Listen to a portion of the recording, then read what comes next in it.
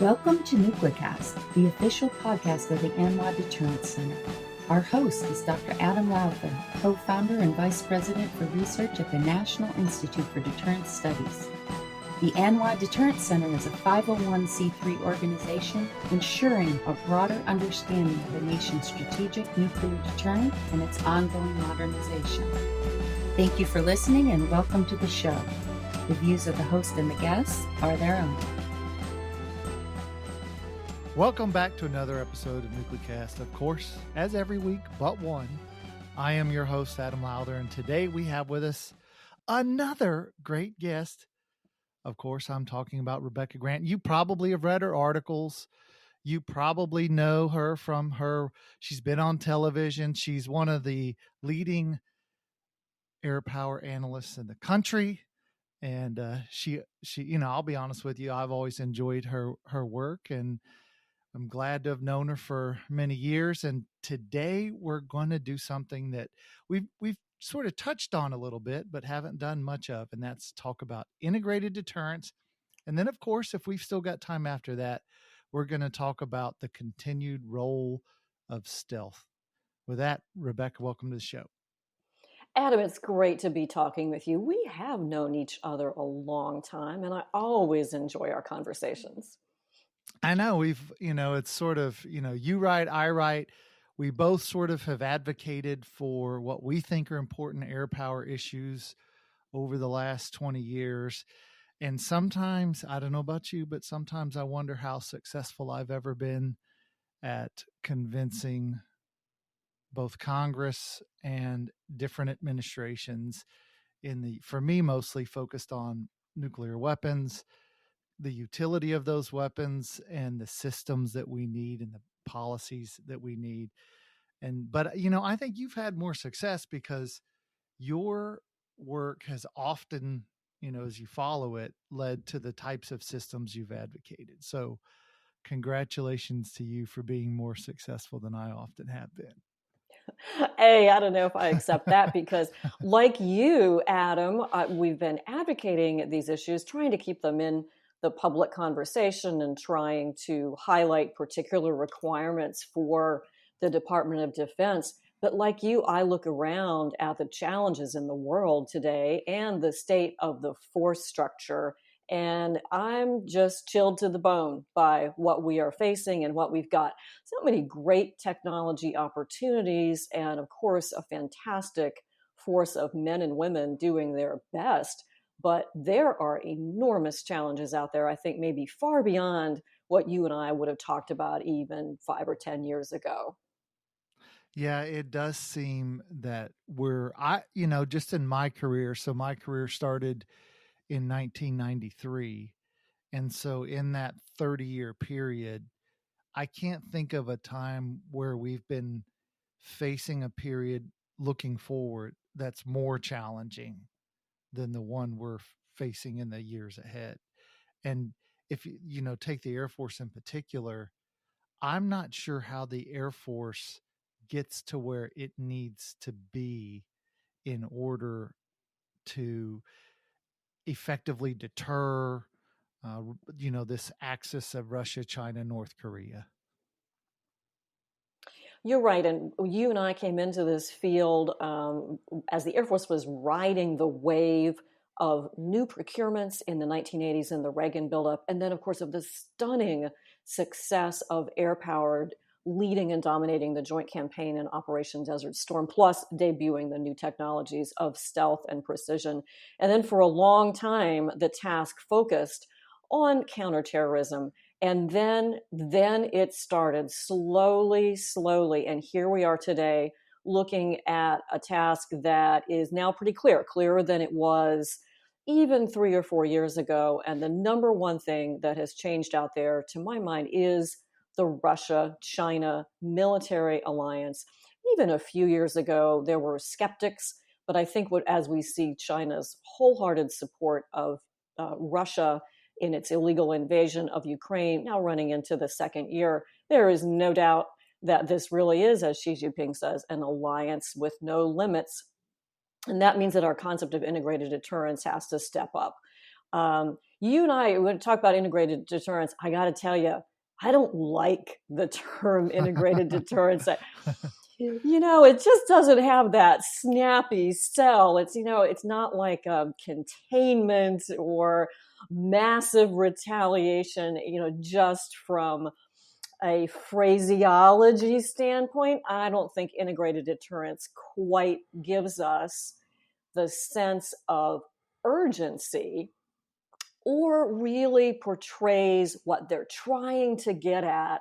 And that is the rock bottom fact that deterrence is now not just about ICBMs in silos, bombers that have weapons and can be made ready pretty quickly, and of course the submarine leg. For so many decades, we said, hey, we've got the ICBMs, we've got the bomber leg, we've got the submarine leg, we're good to go, we've got deterrence.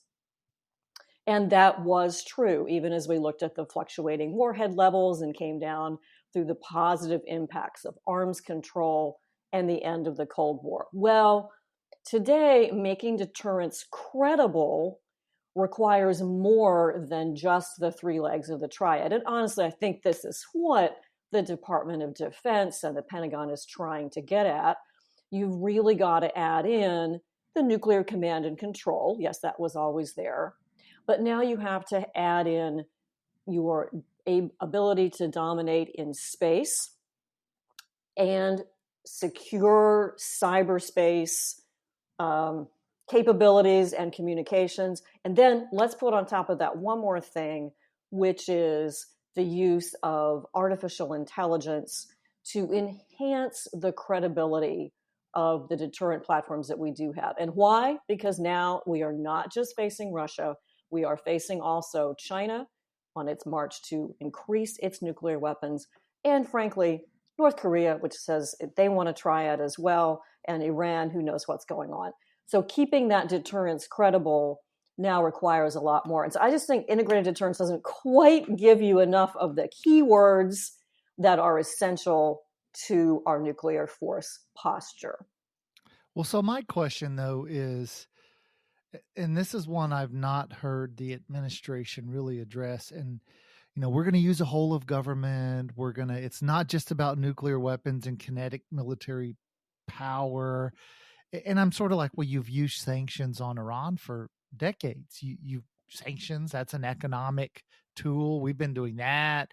Diplomacy, we've tried to rally the international community against the war in Ukraine. I mean, what are you going to do that's something you haven't, that, past administrations haven't been doing already? I mean, we've led from behind, we've relied on our allies and partners. So what tool do you now, administration, have that we've not already been using for decades that'll make this integrated deterrence more effective? That's the question. I don't know. That's a great question, Adam. And I think you can look at it in two ways. One, with policy, as you just reviewed, and then also with the technologies to make this thing effective. What more can you do with integrated deterrence? Well, I think it's a little bit about bringing back something that was very central in the Cold War, and that is extended deterrence. So if integrated deterrence, boy, that's a really big tent, right? You can put a lot of things in that tent. If one of those pieces of integrated deterrence is extended deterrence, then great, I'm all for it.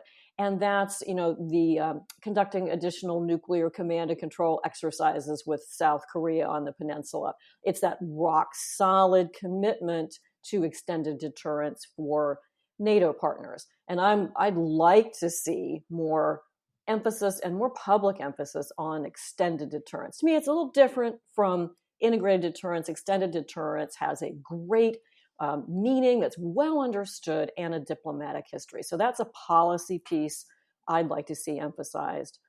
As for what else integrated deterrence is going to do, I think it really does come down to those key areas: NC3 modernization, artificial intelligence, and making sure you've got cyberspace and space all good to go.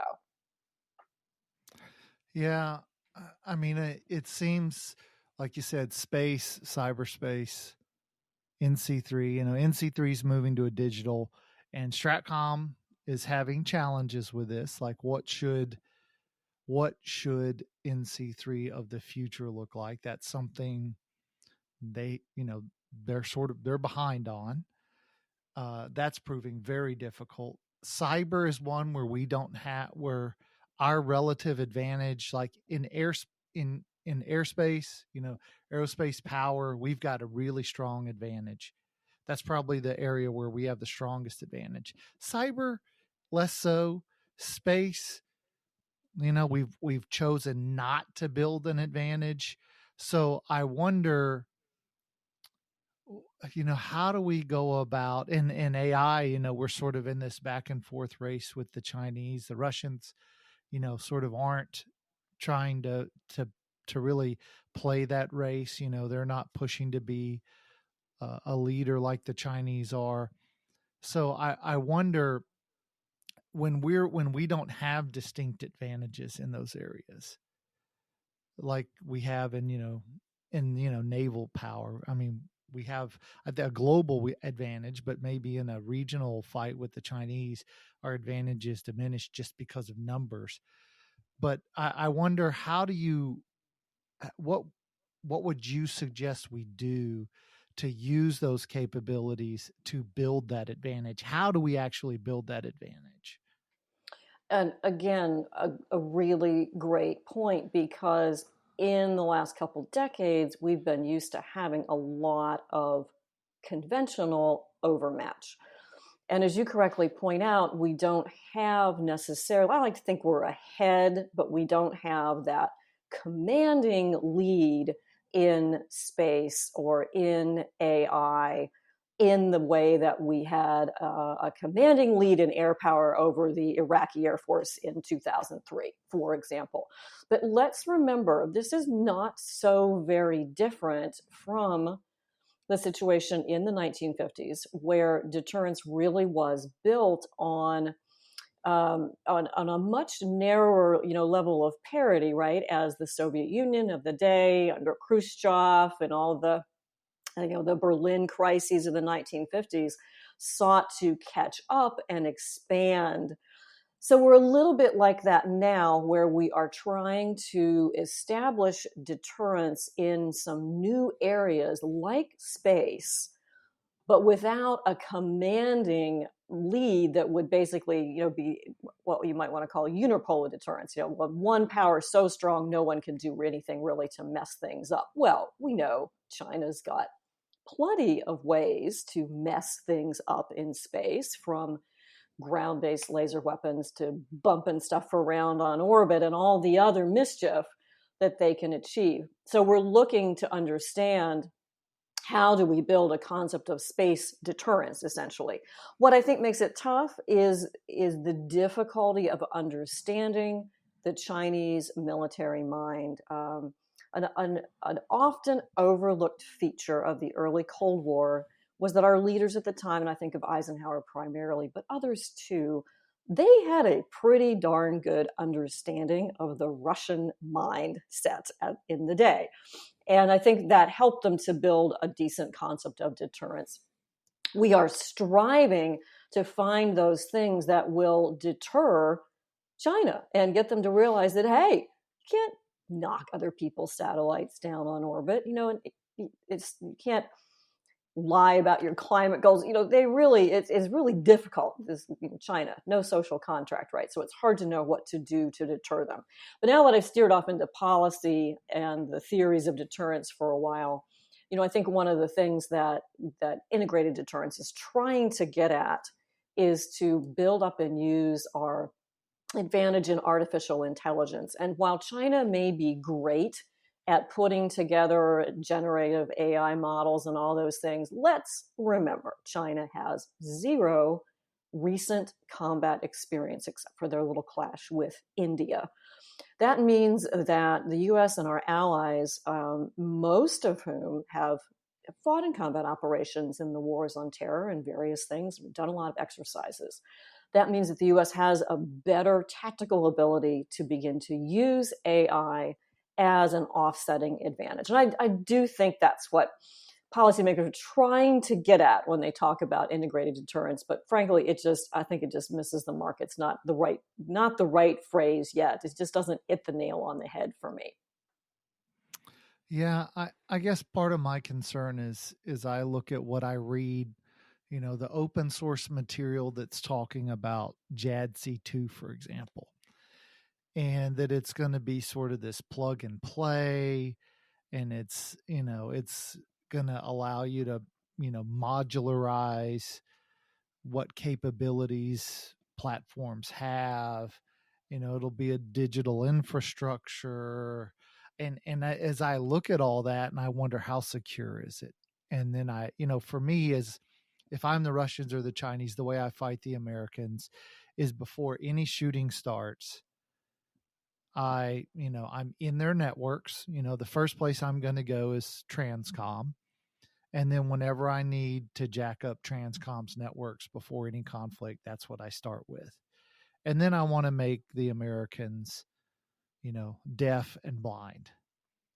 And I wonder how effective, and this is one I'm not really sure about. I'm not sure if I have a good grip on exactly where we are, on how effective we are at preventing that from happening, particularly given the hacks that we regularly hear about, the Joint Staff, OPM, there's been a lot of them.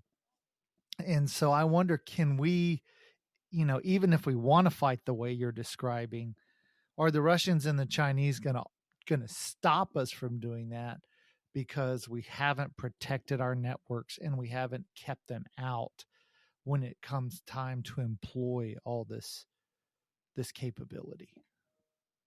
Well, exactly. What if all our data is bad or corrupted or not authentic, and maybe we don't even know it? So here we are basically saying we're going to compensate for our geographic disadvantages and our older force structure with super duper data for commanders. Okay, that's really what it is. It's super duper data, so that one of the examples they love to give is, say you've got LRASM, the long-range anti-ship missile.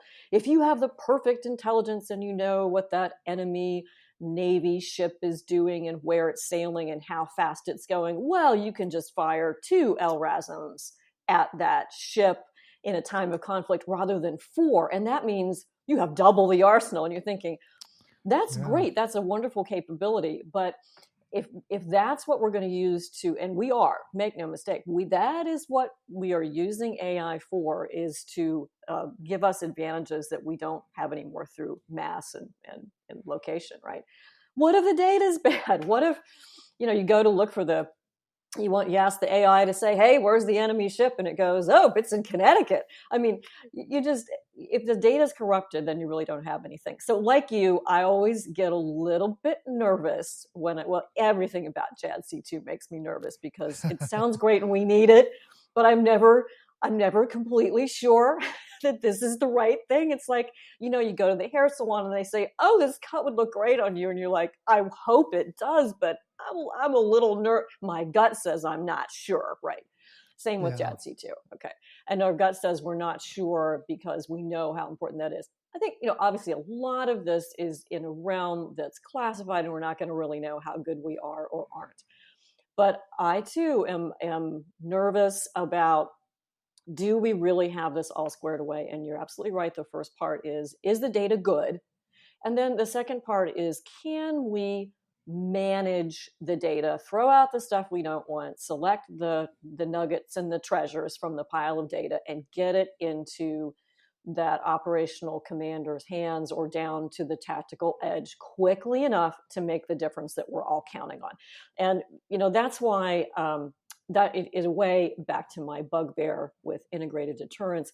That's why that kind of highfalutin phrase really bothers me, because it does come down to the nuts and bolts of, can you get this data to the tactical edge? And I'd like to see our language and terminology evolve a little bit more so that people like you and I would know whether we should be worried or confident.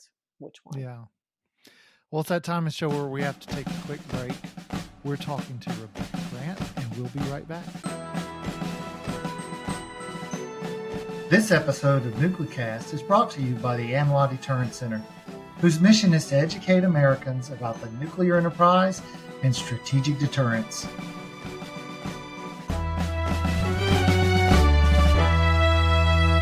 And we're back, and we were talking before the break about integrated deterrence, but I want to switch to another topic. So, I live near Whiteman, and I'll be down there next weekend. And the B-2's a phenomenal aircraft that has done, it's scared adversaries for several decades now. And, we'll be getting the B-21 soon. And, I remember in 2013, I wrote a big article that on the, is stealth still relevant? So that was a decade ago. Here we are about to start building and fielding a new stealth platform. And then, it'll play a critical role in, any potential fight with the Chinese. And so I'll pose the question to you, is stealth still relevant and why? Oh, Adam, I'm going to say yes. So I'm the stealth lady. Like you, I'm a big fan of the B-2 bomber from way back. I remember the rollout, and I wasn't in the field yet. I was still in school, and that was the funniest looking thing. And I remember have some terrific memories of seeing B-2s flying around Whiteman, of seeing B-2s on the factory line for mods and things. And of course, I am incredibly fortunate that I actually got to fly in a B-2 from Whiteman, which was just the most incredible I've never done that. experience. That's awesome. So grateful. Yeah, it was quite amazing. So, but I think the question is a fair one, because here's, again, a key technology that we're counting on, we've invested in. And my first response is still relevant. Well, does the enemy still use radars to detect things? Yes. Okay. So, think about Ukraine and the debates about what air power could or couldn't do. The center point of that debate was always the Russian S-400 and their missile systems and their integrated air defense system. Well, hey, that's the exact integrated air defense system that analysts and engineers decades ago realized was going to be a big problem, right? And why we went and developed stealth. No question to me, stealth is relevant in the B-2 and the B-21, of course, in the F-35. And I would say in the F-22 as well, my favorite among the fighters. I wish we had more stealth aircraft. I would say, though, that, there's some things that were true in the past and remain true. Even the B-2 was not like it's going to be only stealth and nothing else, right? There's stealth in the design, of course. There are tactics.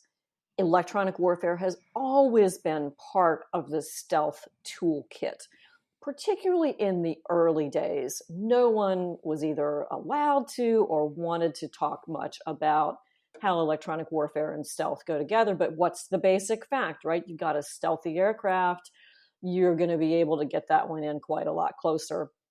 So anything you do that combines stealth and electronic warfare is very, very, very effective, right? Add to that then something that I think the early proponents of stealth maybe didn't envision, and that is the tremendous availability of battlefield data within the net while stealth aircraft are in flight. We saw that happen in 1999 in the Kosovo Air War, when B-2 bombers were retargeted en route via a SATCOM link, right? But that ability has has expanded a lot. So, now all our combat aircraft and anybody in the threat zone really counts on having really fresh and updated data about threats in the area, and also about targets, or if it's Air Mobility Command, and about landing strips and things like that.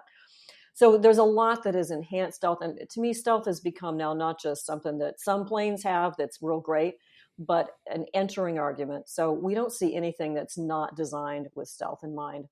Now, having said that, I think the Air Force is really on the edge of an enormous change. And of course, that involves the use of unmanned vehicles and our CCAs, whatever they're going to be called in the future. We're going to have a lot of unmanned wingmen out there doing a lot of things. And I think, that's a relevant question, is how does stealth work within what's going to be a few years from now, I think a very, very different looking air component from what we've seen in the past.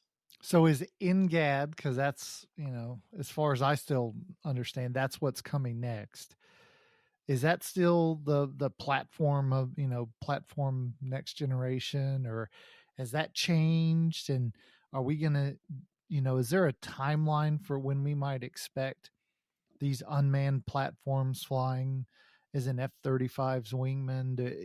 Where are we right now with all of that? Right. And my guess on, again, excellent point that opens up the discussion. When are we going to see, when are we going to see the F-35 make a pass over the air show with all its unmanned wingmen? Right. Because that's what you do, right? What air show does that take place? And then when does that become the norm in planning and the mission planning within the air component for joint operations? So I'd say probably sooner than we think. I would expect that is now at a place where there's some experimentation going on, not only with the systems themselves, but also with how you combine a manned crewed aircraft with the unmanned aircraft. I bet a lot of this is being done via simulation as well. And we have probably some incredibly smart young men and women who are not only learning that trade, but bringing some new ideas to it as well. But remember, one of the great advantages of these smaller combat air vehicles that are unmanned is, they're stealthy. Okay. So it's not like they're suddenly abandoned stealth. It's just become something that now we want to see really in every platform, to incorporate as much stealth as it possibly can while remaining true to its central mission. So that's why you get a bomber like the B-2 or the beautiful, smaller, more avian, more bird-like B-21, but stealth all the way, right? Same, I think, with the unmanned combat aircraft. And of course, I would expect your next generation fighter, whether that's Air Force variant, Navy 6th Gen, to be very stealthy as well. You simply can't do anything else at this point. And what's great is that now stealth has evolved to the point that you're not paying a combat mission penalty for that stealth, as maybe one did a little bit in, let's say, the F-117, which did incredible combat missions, but had to give up, some things along the way. Pretty much all of those hurdles have been overcome long since. And so we see that, stealth is just the entering argument for the development of aircraft. So whenever we do see the F-35 and its unmanned wingman going by at the air show, I bet those unmanned craft are going to look pretty darn stealthy and have the ability to do what stealth does, which is to take the enemy's defensive systems and turn them back to our advantage. Now, we are at that point in the show where I like to bring out my genie, Bob. So as I rub my lamp and Genie Bob comes out, he grants all guests 3 wishes related to the topics we've been discussing. That's his criteria, is related to our current topics. So Bob, he said yes. Rebecca, you've got 3 wishes. Oh, 3 wishes. What is, of course, what's wish number 1? Wish number 1 always has to be asking for unlimited more wishes, right? Okay, I figured I'll set you ground rules that way. I only get to articulate 3 wishes. I think wish number 1 related to deterrence and our national security is going to be for a very strong, capable commander-in-chief for the next several presidential cycles. Hey, folks, whether you're Democrats, Republicans, Independents, what have you, we really need a strong commander-in-chief. And a strong commander-in-chief, like President Eisenhower was in the 1950s, has deterrence value all in themselves. Okay, yeah. So that's my first wish. I think my second wish is for super progress and understanding of the role that AI plays in our warfighting concepts. You can see it, Adam, as you mentioned, depending more and more. We're expecting more and more out of AI. So I want to see that work out And I want to see it be clear as to what we are and aren't getting from AI. And my third wish, 500 B-21s. If we had 500 B-21s, Go I big. think we could deter the Chinese from an attack on Taiwan. I think that would do the trick. Yeah. So now if as we sort of wrap this up and you want to leave a message for the listeners, sort of their takeaway, what would that takeaway message be? Remember, Americans need to invest in national security, and that's going to include some long-term investment in our nuclear deterrent. The last thing you want, America, is old, outdated nuclear weapons. Since Russia and China have decided we're going to have a nuclear competition for the foreseeable future, we need to modernize our nuclear deterrent. Yeah, I couldn't agree more. Rebecca Grant, thanks for joining us on NucleCast. Thank you, Adam. And is there a place our listeners can find your writings on a regular basis? Yes, look for me on X, formerly known as Twitter, at Rebecca Grant DC.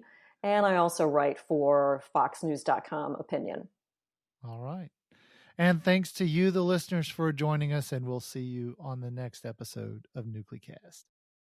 I guess the first thing I would say is Rebecca's really polished. She was perfect. She was really made it easy for me to interview her. And it was good to talk about integrated deterrence, get her perspective. If you do listen to, a lot of the NucleCast episodes, I'm pretty skeptical of it. I've yet to really understand how it's any different than anything we've always done. That has not been made clear to me. And it was good to talk about stealth again, because I haven't really thought about stealth much, in 5 or 10 years. The last big time whenever stealth came into question and its relevance and all that, was sort of during the heyday of F-35 being expensive. That's when, people wondered if it was still relevant. But here we are, about to fill the B-21, and hopefully it'll be a highly successful bomber. We need that. So it was good to talk to Rebecca. I hadn't seen her in a while. Hopefully you enjoyed it as well. This has been a production of the ANWR Deterrence Center, a 501c3 that seeks to educate key decision makers, stakeholders, and the public to ensure a broader understanding of the nation's strategic nuclear deterrent. Our executive producer is Kimberly Jerrington, and this episode has been engineered and mixed by David Crumple. Help us grow our followers by sharing it, and follow the show on LinkedIn, Facebook, and Twitter at